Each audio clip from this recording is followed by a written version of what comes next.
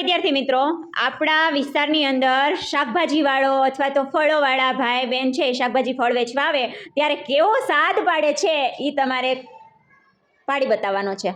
સાંભળતા જઈશું ને તમે? ઓકે.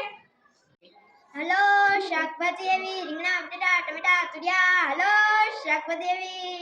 સરસ. અમારે ત્યાં એક રિક્ષાવાળો આવે છે ને, તે કંઈક આ રીતે બોલે, હાલો શાકભાજી આવી ગયું, બટેટા ટમેટા 20 કિલો, ટમેટા 30 કિલો, હાલો.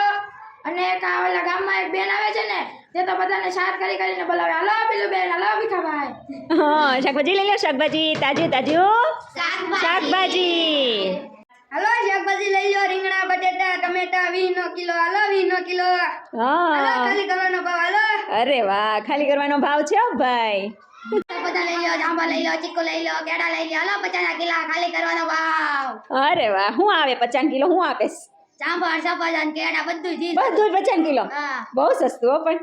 શાકભાજી લઈ લો, શાકભાજી. હાલો 20 કિલો ટમેટા. હાલો 40 કિલો રીંગણા. શાકભાજી ભાઈ, શાકભાજી ખાલી કરવાનો માલ. શાકભાજી લઈ લો. શાકભાજી લઈ લ્યો. અને પાર્થભાઈ શાકભાજી વેચી લીધું, હવે ફળ વેચે છે. હાલો સફરજન આવી ગયા 1 કિલો. હાલો સફરજન ખાલી કરવાનો ભાવ.